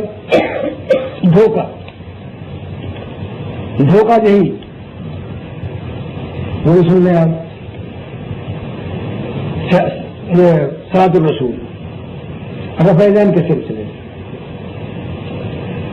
لکھتے ہیں کہ امام محمد نے رفیدین کی حدیث بیان کی، وہ حدیث وہی ہے کہ معتبر مالک میں آئی ہے، اور اس حساب بالکل صحیح ہے۔ اگر امام محمد ضعیف نہیں تو حدیث تو وہی ہے جو امام معتبر مالک کی ہے۔ اور سند اس کے صحیح. اور یہ صاحب لکھتے ہیں سعد رسول والے کہ امام ابو حنیفہ کے شاگرد رشید امام محمد نے اپنی کتاب میں اس حدیث کو لا کر تسلیم کر لیا کہ رفعین کی حدیث ثابت، رفعین کا عمل رفعین ثابت ہے. میں نے تسلیم کر لیا کہ رفعین ثابت ہے. اب یہ دھوکہ ہے یا نہیں؟ موتا امام محمد موجود ہے، انہوں نے تسلیم نہیں کیا. حدیث نقل کی، یہی تو میں کہتا ہوں نا کہ حدیث ہوتے ہوئے نقل نہیں کیا، انہوں نے مانا نہیں اس کو. ہاں حدیث تو نقل کی بالکل صحیح سمجھ سے. عبداللہ عمر فرماتے ہیں اللہ کے رسول صلی اللہ علیہ وسلم جب نماز شروع کرتے رفع جان کرتے، جب رکوع سے میں جاتے رفع جان کرتے، جب رکوع سے اٹھتے رفع جان کرتے. اب صرف اس کا نقل کر دینے کو لکھتے ہیں کہ انہوں نے تسلیم کر لیا کہ حدیث ثابت شدہ ہے اور یہ فعل جو ہے رفع جان ثابت سنت ثابت ہے، صحیح ہے. نہیں مانا سنت تو لکھتے ہیں آگے جا کے اما رفع الیدین تو حضور الاذنین فی ابتدائی الصلاۃ مرۃ واحدۃ. رفع الیدین جو ہے وہ صرف ایک مرتبہ ہے شروع نماز میں کان تک اٹھا لیا جائے. یہ کون لکھ رہا ہے؟ امام محمد کا تسلیم کیا ایک مرتبہ ہے. آگے لکھتے ہیں بولا یرفع فی شیء من صلاته بعد ذلك، اور اس کے بعد اپنی نماز میں کہیں بھی ہاتھ نہ اٹھائے. یہ بھی لکھ رہے ہیں تو شاید کہاں تسلیم کیا؟ تسلیم تو نہیں کیا، تردید کر دیا کہ حدیث تو ہے ہم نہیں مانتے. حدیث تو ہے ہم نہیں مانتے. پھر کیا ہے؟ یہ ہے ایمان. اب یا تو امام محمد نے لکھے ہیں تو ان کا ایمان خطرے میں پڑ جاتا ہے، یا کسی نے بعد میں اضافہ کیا. امام مت ایسی بات تو نہیں کر سکتے. بہرحال یہ ہے اس مکان انہوں نے مانا نہیں ہے. ایک اور دھوکے کا حوالہ دے دوں آپ کو، دھوکے کا حوالہ. مولوی محمد صاحب کا نام تو اور بہت سنا ہوگا، جنا گڑی دہلوی. مولوی محمد صاحب جنا گڑی، ان کی کتاب ہے دلائل محمدی استدوم. رفعین کی بحث چل رہی ہے. رفعین کی بحث کرتے کرتے وہ جہاں رفعین نہ کرنے کی دلائل آتے ہیں، دلائل ان سب کو نکات کر رکھتی ہے. سب ضعیف بیکار نہ کرنے کی. ٹھیک ہے ہمیں مانتے ہیں ضعیف ہے. اگر کوئی شخص صحیح مانتا ہو اس کو عبداللہ رسول رضی اللہ تعالیٰ عنہ کی حدیث کو صحیح مانتا ہو، اگر رفعین نہیں کرتے تھے تو بھائی پھر ساری نماز انہیں سے لے لو. اگر انہیں نماز صحیح یاد تھی تو پوری نماز انہیں سے لے لو نا. انہوں نے ساری نماز لے کے ایک چیز لے لی. بات کیا ہے؟ ان سے کئی غلطیاں ہوئی نماز میں. سجدے میں ہاتھ بچھا رہے ہیں، رکوع میں کارانوں کے درمیان میں رکھ رہے ہیں. اور دیکھو صحیح مسلم ابو داؤد نسائی وغیرہ ساتھ میں شاگرد نماز پڑھنا ہے، ایک ادھر انہیں پیچھے نکلتے کر کے ان کو برابر کھڑا کر لیا، ایک ادھر کھڑا کر لیا، ادھر کھڑا کر لیا. یہ سن لیں نہیں یہ سن لیں دونوں پیچھے پڑے ہیں اور ان کے دونوں انہوں نے ہاتھ رکھیے گھٹنوں پر، ہاتھ مار کر انہوں نے گھٹنوں کے درمیان رکھ دیا اور رانوں کے درمیان رکھ دیا. اتنے شد و مد سے وہ رکوع میں ہاتھ رکھوا رہے ہیں رانوں کے درمیان اور ہاتھ بچھا رہے ہیں سجدے میں. کیا باتیں کرتے ہیں؟ تو ساری باتیں ان کی مان لو بھائی اگر ان کی نماز صحیح ہوتی. اور اگر نہیں ان کی بات مانتے تو یہ بھی سمجھ لو کہ صحابہ کا جم غفیر تو کہتا ہے رفع جان کرنا اور ایک عبداللہ مسعود کہتے ہیں رفع نہ کرنا. تو ان کی بات کیسے صحیح ہو سکتی ہے؟ بھول ہی گئی. اور وہ صحابہ کرام کا پورا فعل جو ہے سارے صحابہ کرام کا فعل امام بخاری نقل کیا ان کی کتاب جز رفع میں، اور حسن بصری اس کے علاوہ. حسن بصری یہ صوفی نہیں ہے تو وہی میں ان کے نزدیک صوفی ہے اور ہمارے نزدیک محدث ہیں. صوفیت اسے کو جانتے ہیں کیا چیز ہے؟ صوفیت تو ایک اسلام، ایک نیا اسلام نکالا اسلام کے متوالی. یہ اسلام نہیں ہے، یہ اسلام کو جب دنیا سے اکھاڑ دینے کے لیے بنایا گیا ہے.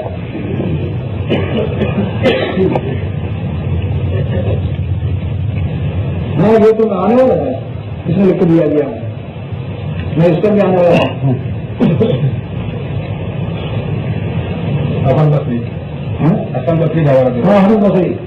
حسن بصری کہتے ہیں کہ اللہ کے رسول صلی اللہ علیہ وسلم کے اصحاب رفع کرتے تھے یا نماز شروع کرتے تھے, جب رکوع میں جایا کرتے تھے, جب رکوع سے کھڑے جایا کرتے تھے, اور سب ثابت کر گئے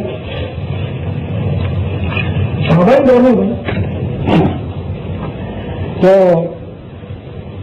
عبداللہ مسعود رضی اللہ تعالیٰ حدیث اور دار مدار ان کا ہے, وہ ثابت ہوتی نہیں. تو اس میں یہ لفظ نہیں ہے کہ عبداللہ بن مسعود رضی اللہ تعالیٰ عنہ نے یہ کہا ہو کہ اللہ کے رسول صلی اللہ علیہ وسلم رکوع سے جاتے وقت اور رکوع سے اٹھ کر رفع نہیں کرتے تھے, یہ لفظ نہیں ہے. ایک مرتبہ رفع کرنے کا ذکر ہے, عدم ذکر شیء لازم نہیں آتا. ایک مرتبہ شروع نماز میں رفع کیا, ہم بھی مانتے ہیں ایک مرتبہ, 10 مرتبہ کون کرتا ہے؟ شروع نماز میں ایک ہی مرتبہ کرنا چاہیے, 2 مرتبہ کون کرتا ہے؟ انہوں نے ایک بات تقریر کر دیا, باقی چھوڑ دی. تو عدم ذکر سے عدم شیء لازم نہیں آتا, کیسے مان رہے ہیں صحیح. بہرحال یہ مولوی محمد صاحب دلائل محمدی میں لکھا کہ اگر آپ کو یقین نہیں آتا, اطمینان نہیں ہوتا, یہ تمام روایات باتیں ہیں, باطل ہیں.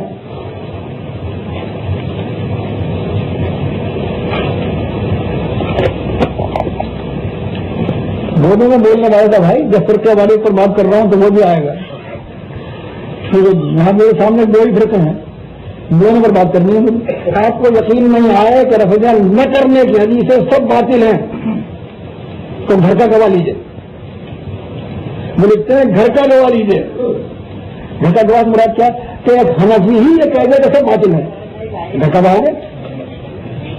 اور گھر کا گواہ پیش کیا انہوں نے ملا علی قاری حنفی, ان کی موضوعات کبیر کا حوالہ دیا. اور منظار کا روایات المنع وفی غیر الصلاۃ عند الرکوع والرفع میں کلها باطلۃ لا يصح شيء منها كحديث ابن مسعود.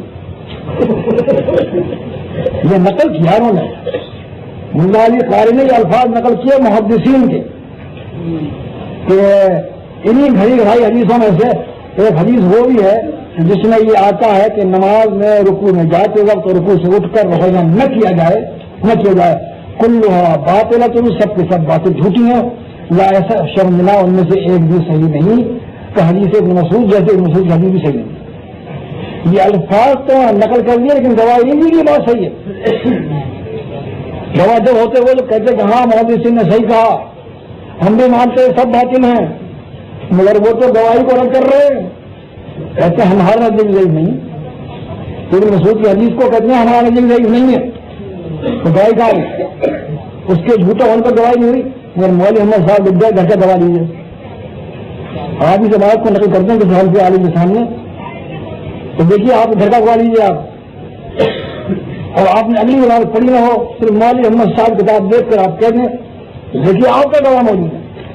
اور اگر اس کو معلوم ہے موضوعات کبیر میں کیا لکھا ہے تو وہ آپ کو کیا حیثیت ہوگی اس میں, سوچیے آپ. میں ان بیچاروں کو اپنی کتابوں کی خبر نہیں ہوتی, یہ بھی ایک بہت مشکل ہے. مجھے بھی خبر نہیں کہ ملا علی قاری نے آگے کیا لکھا ہے. ایسے لاجواب ہوتے ہیں کہ کچھ ایسا یہ کر لینا وہ کرنا, یہ کتاب پڑھ لینا, چال مٹول کرتے ہیں. اگر ان کو معلوم ہوتا ہے تو کہتے ہیں کہ ہر چیز سے لکھا ہونا یہ کہ ہم دوا ہیں اس کی, وہ تردید کرتے ہیں. تو یہ دھوکہ بھی ہے, دھوکے بھی اس طرح دے رہے ہیں. اور خواب سراج محمد یار میں کبھی خطیب بغدادی کی کتاب سے نقل کرتے تھے. سراج محمدی کے 2 خواب نقل کرتا ہوں آپ کے سامنے. محمد بن حماد کہتے ہیں میں نے رسول اللہ صلی اللہ علیہ وسلم کو خواب میں دیکھا, تو میں نے پوچھا کہ امام حنیفہ ان کے اصحاب جو ہیں ان کی کتابوں کو پڑھ کر ان پر عمل کر سکتا ہوں. تو خواب میں فرماتے ہیں اللہ کے رسول صلی اللہ علیہ وسلم لا لا لا 3 دفعہ لا ہے, نہیں نہیں نہیں. یہ خواب کیا تھی؟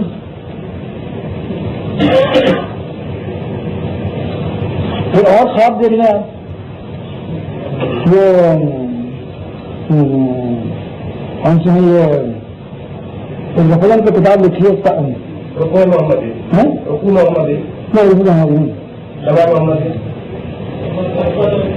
جس میں بہت ہاں کیا نام ہے لکھنے والے کا نام درجہ تھی خالی درجہ تھا.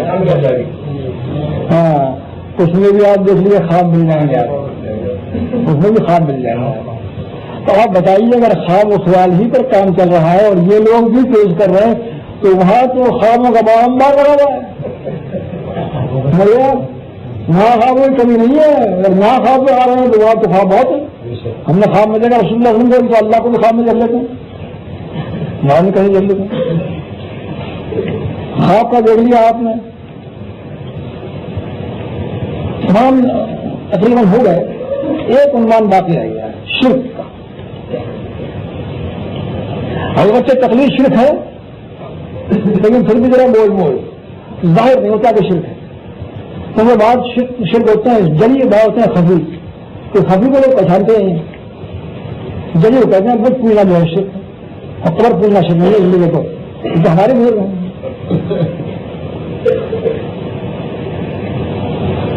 ابراہیم سیال کوٹی کی کتاب تفسیر سورہ کاف, اس میں اصحاب کاف کا قصہ آتا ہے. اصحاب اس کے نام وغیرہ بھی آتے ہیں, 7 نام آتے ہیں. نام بھی ہے جناتی نام, پڑھنے سے حیرت ہوتی ہے کیسے نام سے. خیر بار ہے ان ناموں کے متعلق لکھتے ہیں کہ ان ناموں کا لکھ کر اپنے پاس رکھنا جنات کے شر سے, دشمن کے شر سے, جو ڈاکو کے شر سے امان دیتا ہے اور مجرب ہے. یہاں اور کیا ہے ابھی تو میں ہم سے مت آیا نہیں. ہاں بھائی, اب تک جتنا اتنی بات میں نے کی ہے سب اہل حدیث. ابھی تک کسی حنفی کی بات نہیں کی میں نے. سب جو کچھ نقل کیا ہے اہل حدیث کا, اہل اسلام سے ہو یا ساجد سیالکوٹی کتاب سے ہو یا دستور متقی سے ہو یا دلائل محمدی سے ہو, جو کچھ نقل کیا ہے سب اہل حدیث کا نقل کر رہا ہوں, اہل حدیث علماء کا نقل کر رہا ہوں. اور یہ حدیث کے بہت بڑے چوٹی کے عالم ہیں مولوی ثناء اللہ صاحب امرت مناظر اسلام کے خاص دست راست, بہت بڑا عالم. ان کی کتاب سے دیکھنا ہے کہ اصحاب کہف کے نام اپنے پاس لکھ کر رکھنا دافع بلیات. سمجھ گئے آپ, اللہ کے نام لکھ کر رکھنے ہی پر ابھی تو بحث چل رہی ہے کہ وہ تعبیر ڈنڈا شرک ہے یا نہیں. وہ دوستے والا آگے بڑھ گیا. اب تو خدا شرک ہے کہ غیر اللہ کے نام, اب کیا رہے گا بتائیے آپ.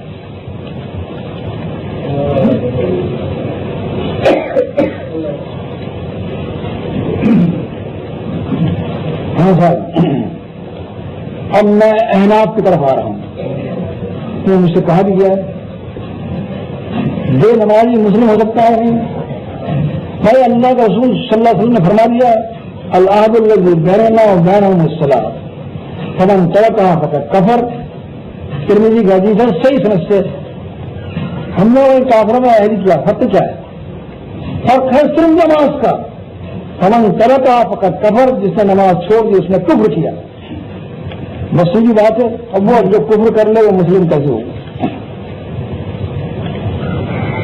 ہاں جی, ہاں ایک بات ہو گئی حدیث کی, مجھے معلوم سے کہنی تھی اور وہ اس میں موجود ہے جو پرچہ دیا گیا ہے. گمراہی کی بات بتاتا ہوں. گاڑی کے سلسلے میں رسالہ نکلا صحیفہ الحدیث, تو پرچہ میرے پاس موجود ہے, میں اس کو دکھا سکتا ہوں. اس میں انہوں نے لکھا ہے کہ داڑھی منڈے جو ہیں جب یہ روزہ رسول پر حاضر ہوں گے اور جب وہ ان کی صورت دیکھیں گے, کون؟ اللہ کے رسول صلی اللہ علیہ وسلم ان کی صورت دیکھیں گے تو آپ کو کتنی اذیت ہوگی. صورت کہیں دیکھیں گے. اب یہ ہمارے سمجھ بات نہیں آتی. یہ حاضر ناظر ہونا, ہر جگہ سبجیکٹ ہونا اللہ تعالیٰ کی صفت ہے نا, مگر اللہ کے رسول صلی اللہ علیہ وسلم بھی دیکھ رہے ہیں قبر کے اندر سے. قبر کے اندر سے کہاں سے دیکھ رہے ہیں, جنت میں کہاں ہے وہ, کہاں سے دیکھ رہے ہیں. یہ سری گمراہی ہے یا نہیں؟ مگر لکھنے والا اخبار کون سا اخبار؟ صحیفہ الحدیث.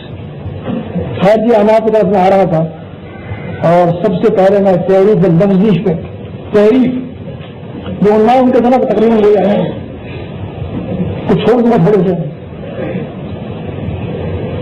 اس لیے وہاں بہت افراد ہے, تفریح کرنا افراد. تو یہاں کہاں تک کس چیز کو بناؤں میں تحریف لفظی مسلم ابو عوانہ یا سنگ ابو عوانہ اس میں رفضن کرنے کی حدیث ہے، حدیث وہی ہے صحیح بخاری اور صحیح مسلم میں اس کو اب چھپایا گیا ہے مصعب ابو عوانہ کو، اور اس میں سے ایک واو کو ہٹا دیا گیا ہے، واو اس میں سے غائب کر دیا۔ بات کیا تھی؟ کان رسول اللہ صلی اللہ علیہ وسلم یرفع یدیہ اذا افتتح الصلاۃ واذا رکع واذا رفع رأسه من الرکوع، کہ اللہ کے رسول صلی اللہ علیہ وسلم، اور یہ باب بھی باندھا ہے انہوں نے، نہ وہ نے باب باندھا ہے کہ رسول اللہ صلی اللہ علیہ وسلم کا رفع کرنا شروع نماز میں رکوع سجود میں جاتے وقت اور رکوع سے کھڑے ہو کر، یہ باب باندھا ہے، حدیث نقل کرتے ہیں نہیں کرنے کی، مان سکتے ہیں حدیث باپ باندھے رفضن کرنے کا نقل کریں نہیں کرتے تھے،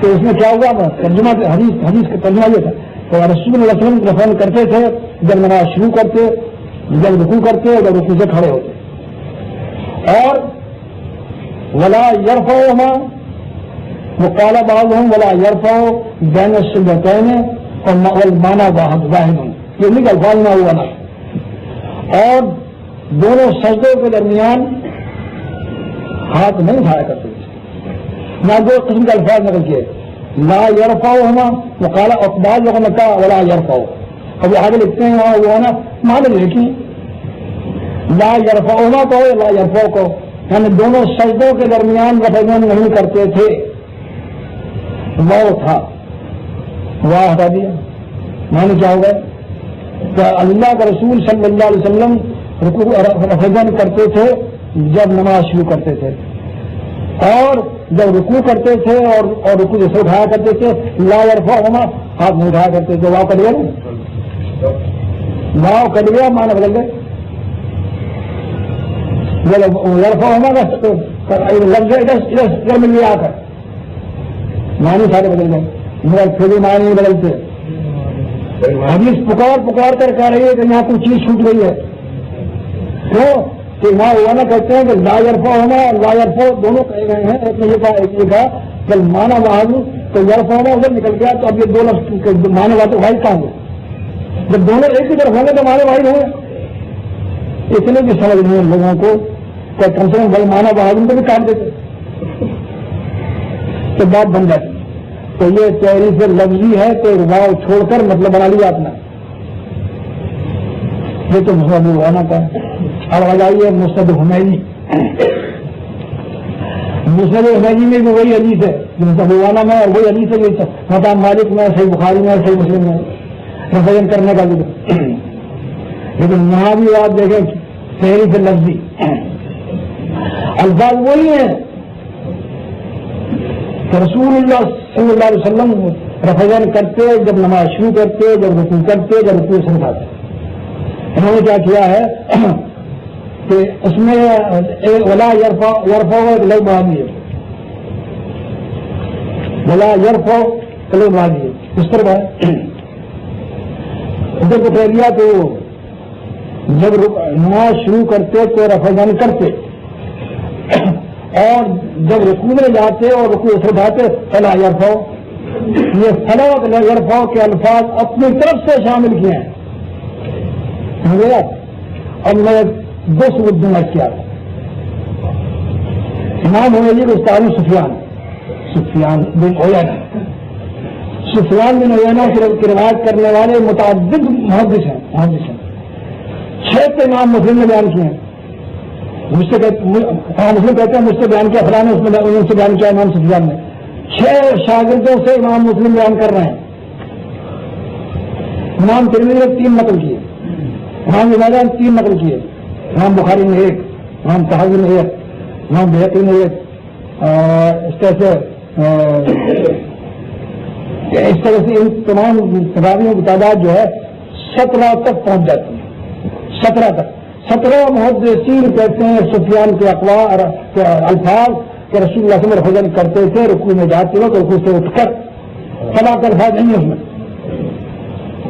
اور حدیث صحیح مسلم موجود، اب بھی کتاب موجود ہے، یہ الفاظ فلاں کے نہیں تھے، فلاں کے الفاظ لگائے گئے. اب آپ بتائیے گا یہ فلاں کے الفاظ ہیں بھی تو امام حمیدی کی غلطی ہے یا 17 اماموں کی غلطی ہے؟ امام حمیدی کی غلطی ہے، 17 اماموں کی غلطی ہے. 17 امام متفق طور پر کہتے ہیں کہ امام سفیان نے یہ الفاظ کہے تھے، اور ایک امام کہتا ہے کہ یہ کہے تھے، کہ ایک امام کی بات مان جائے کہ بھول گیا. 17 ٹھیک کہہ رہے ہیں، پھر یہ امام بھی بھولا تو نہیں نا. تو امام بخاری نے نقل کیا ہے وہ ان کو استاد امام حمیدی، امام بخاری کے استاد ہے. اور صحیح بخاری کی سب سے پہلے حدیث جو نقل کرتے ہیں وہ حمیدی سے کرتے ہیں، حدیث حمیدی کو عبداللہ بن زبیر نام ہے ان کا.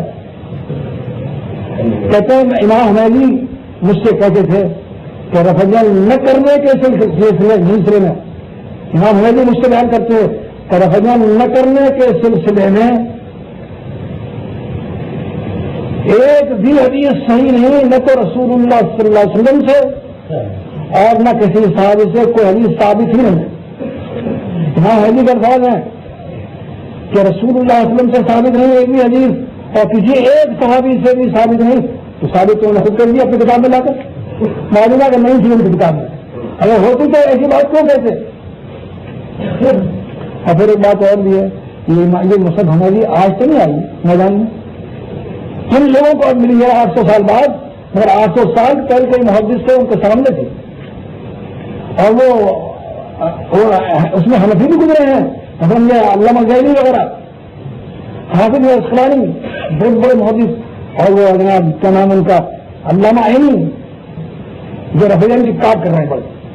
یہ سچی حدیث ہوتے ہیں اس کو نقل نہیں کرتے اور جھوٹی حدیث نقل کرتے ہیں. سمجھ رہے ہیں؟ جھوٹی حدیث نقل کرتے ہیں علامہ عینی، اور یہ سچی حدیث موجود تھی اس وقت نقل کرتے تھے. چھینی کا کہاں سے کرتے اس وقت، اب آئی ہے، اور اب آئی ہے اور کس طرح سے آئی ہے. اب یہ کتاب گوشے گمنامی میں رہی صدیوں تک، ان لوگوں کے پاس تھی حافظ اسقلانی نقل نہیں کیا، نقل کرنے کی حدیث اور ہی ہے. اب یہ چھپی تو چھاپ کے وقت ان لوگوں نے پھیلا کے لوگ بڑھایا اس میں، اور اس کا ثبوت اس طرح سے دے دیا آپ کو بڑھایا. تو ایک ثبوت اور لگے اور زندہ ثبوت، اور میرے عبدالغنی صاحب نے ایک کاپی دی ہے اس کی، مدینہ منورہ میں ایک نسخہ رکھا ہوا ہے مسلم حمیدی کا ہاتھ کا لکھا ہوا، اس کی فوٹوسٹیٹ کاپی آ گئی ہے میرے کو، میں لے آیا، اس میں دیکھ لیا پھڑا نہیں ہے اس میں. اب بتائیے کیا ہو رہا ہے تحریف لفظی، حدیثیں بدل رہے ہیں بدل رہے. اور یہ صرف یہی نہیں، حبیب الرحمان العظمی نے اس کو نقل کر دیا اللہ کے الفاظ کو، تو انہوں نے کتاب کو چھائی کیا. ایک اور کتاب بھی نکل پڑی ہے، اس میں ان دونوں حدیثوں کا حوالے دیے ہیں. ان دونوں حدیثوں کو یہ سب سمجھ رہے ہیں، حالانکہ دونوں کے دونوں بیٹا ابو وانا کی اور یہ، مگر اب سے کیا کہا جائے، دھوکہ فریب ہے نہیں، حدیث کے الفاظ بدل رہے ہیں اور دھوکہ دے رہے پوری امت کو. مطلب کیا ہے کہ ہمارا مذہب تو برقرار رہ جائے، اللہ کے رسول کی سنت برقرار نہ رہے. یہ کفر ہے یا ایمان ہے؟ تو یہ تو تحریف ہوئی. موضوع روایت کے سلسلے میں کیا بتاؤں میں تو ہم بات لگا جیسے ان کا منصوبہ ہے، موضوع روایتیں لاتے ہیں اپنی کتابوں میں اور ان سے استقبال کرتے ہیں. یہاں تو امبار ڈھیر. مثال کے طور پر ایک بات بیان کرتا ہوں آپ کو، رفع کے سلسلے میں آ جائیے. علامہ عینی کتاب ہے ان کی عمدۃ القاری، شرح صحیح بخاری، صحیح بخاری کا حاشیہ لکھا ہے عمدۃ القاری کے نام سے. اب صحیح بخاری میں حدیثیں آتی ہیں رفع کی، صحیح آتی ہیں، ان سب کو ایک لفظ میں کاٹ دیا کہ منسوخ ہے. حاشیہ میں لکھ دیا عینی صاحب نے منسوخ ہے، اور حدیث کو کہیں سکتے ہوئے گئی ہے. اب میں بتا رہا ہوں حدیث کو تو کاٹ نہیں سکتے تھے. اس صحیح بخاری اور صحیح مسلم کی ٹکسالی حدیث ہے محترم مالک کی. کیا حدیث کو ضعیف نہیں کہہ سکتے تھے تو کیا کرنا چاہیے تھا؟ ایک بات تو ہونی چاہیے. تو کیا کہہ دیا کہ منسوخ ہے، پانی پھر گیا حدیثوں پر. اب جو شخص صحیح بخاری پڑے گا حاشیہ دے گا منسوخ ہے، تسلی ہو جائے گی میں ٹھیک ہے، ہمارا حضرت ٹھیک ہے منسوخ ہے. لیکن ہے کیا کہ وہ منسوخ کہنے کی دلیل کیا لائے؟ تو آپ دیکھیے دلیل لائے. عبداللہ ابن زبیر رضی اللہ تعالیٰ عنہ نے ایک شخص کو دیکھا کہ وہ رکوع میں جاتے وقت اور رکوع سے اٹھ کر رفع کر رہا تھا. تو کہنے لگے مت کرو. عبداللہ بن زبیر نے کہا رسول اللہ صلی اللہ علیہ وسلم ترکہ، پہلے رسول اللہ ہم کرتے تھے، بعد میں چھوڑ دیا. ہمارا کام ہمارا کہیں نہیں ہے اور ہے ہی نہیں. دنیا کے پردے پہ کہیں ہمارا نہیں ہے کتاب اس کا عبداللہ انصار کے سور کا. میں وہ نقل کر رہا ہوں، اللہ میں موجود تو پہلے لکھ گئے تھے کہ یہ کہیں نہیں ہے، ان لوگوں کی زبان پر ہے. اللہ جلدی میں کہیں نہیں ہے، مگر یہ نقل کر رہے ہیں اور کس جدائی سے نقل کر رہے ہیں. صحیح ہے ان کی حدیثوں کے مقابلے میں موجود حدیث وہاں موجود بھی بہت سی اس طرح کی 1 2 3 4 4 تو جو آپ ہزار پڑھنے اس میں مل جائیں گے آپ کو. تقریب کے متعلق کیا کرنا، شرک کے متعلق میں تو سارے مطلب کہنا مانا یہی ہے ایسے تقریب. مذہب پرستی کو بتا دوں آپ، مذہب پرست مذہب کو برقرار رکھنا ہے. دین اسلام جاتا ہے جائے، قرآن مجید جاتا ہے جائے، حدیث جاتی ہے جائے. اصول بنائے ان کے اصول فقہ پڑھ کر دیکھیں آپ، کوئی بھی بڑا عجیب غریب ہیں. اصول ترقی بھی حکومت پاکستان نے چھاپ دیا، اردو میں چھاپا ہے اصول ترقی. پہلے اصول پڑھ کے آپ کہیں کہ کتنا غلط لکھا ہے. میں ان کو اس وقت تنقید نہیں کر رہا، میرے تو وہ 28 اور 30 نمبر کے جو اصول ہے نا انہیں کو روشن ڈال نہیں ہے آپ کے سامنے. تو وہ انہوں نے 29ویں اصول میں کیا کیا ہے، کل خبر یجب خلاف اصحابنا فإنه يعمل على النص. اب ترجیح ہے کہ تمام وہ احادیث جو ہمارے اصحاب ہمارے احناف کے خلاف آ جائیں گی، خلاف ہوں گی، تو ان کو نسخ پر محفوظ سمجھا جائے گا، منسوخ ہیں. جتنے حدیثیں ہمارے اصحاب احناف کے خلاف آئیں گی تو ان کو خبری عجیب کے خلاف اصحابنا جو نسخ ہے ان کو منسوخ سمجھا جائے گا. چھٹی ہو گئی، جتنے حدیث آپ پیش کر دو سب کو منسوخ کو سمجھ دو، اس لیے حنفی مذہب کے خلاف ہے لہٰذا منسوخ ہے اور اصول ترقی موجود ہے.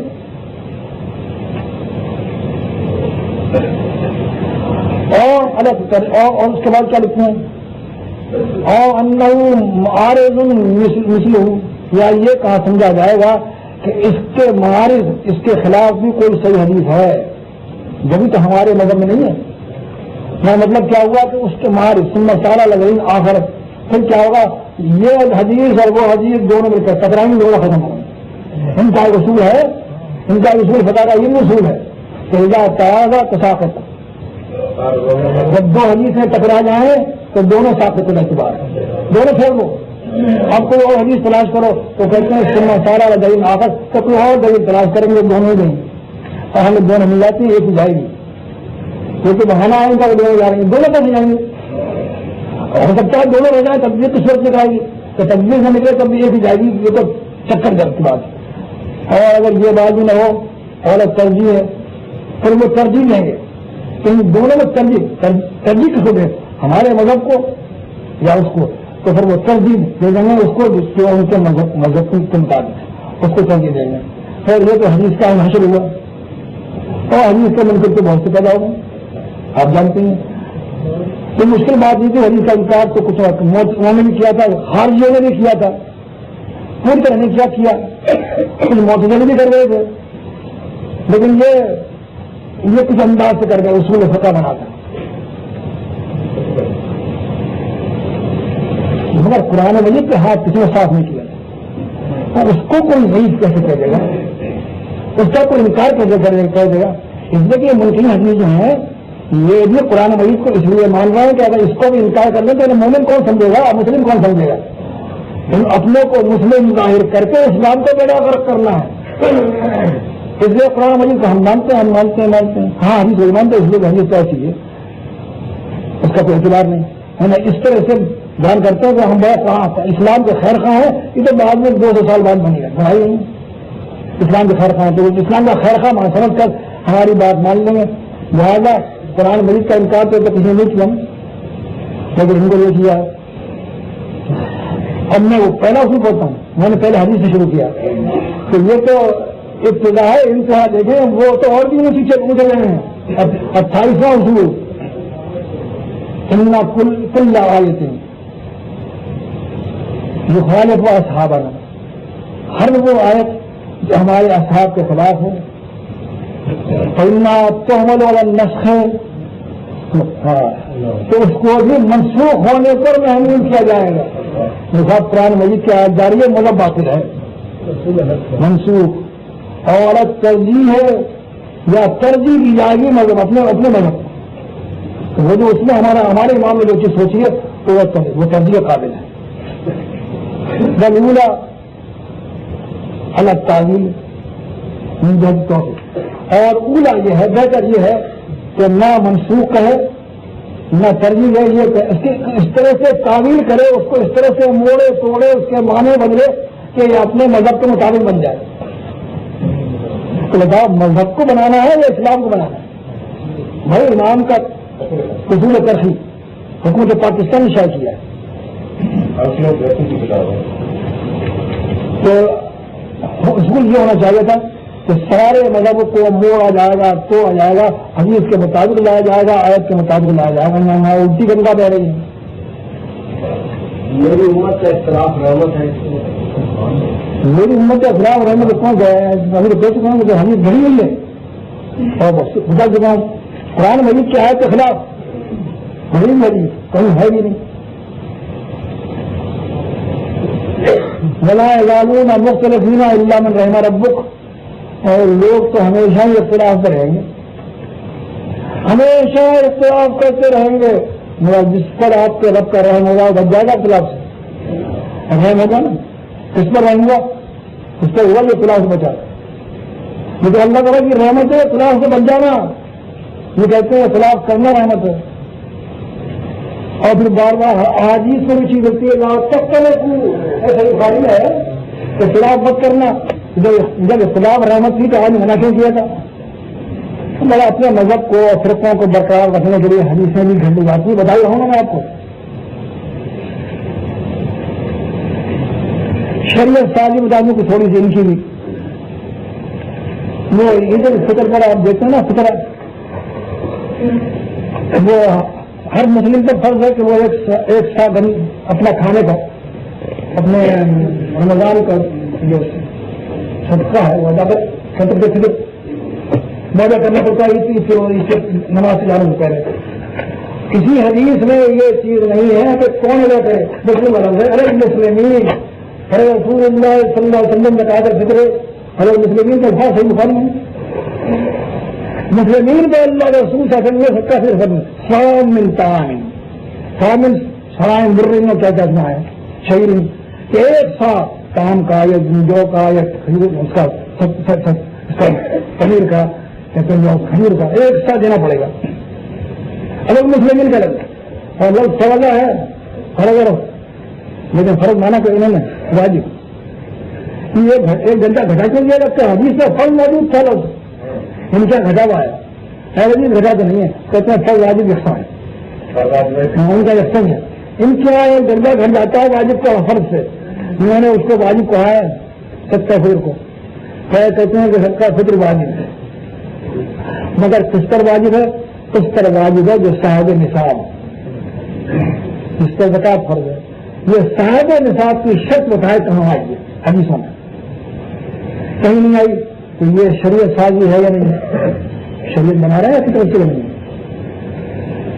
اچھا ایک اور سن لو آپ عید کا ذکر بہت زیادہ آ رہا ہے اتفاق سے عید کا عید احساب کو قربانی کرتے ہیں. ہاں یہ کوشش نہیں کون کرے کون نہ کرے ہر صاحب استطاعت کرے پھر آپ کو ہے مفت لیکن وہ انہوں نے شرط رکھی ہے کہ وہ شہر والا ہی کرے گاؤں والوں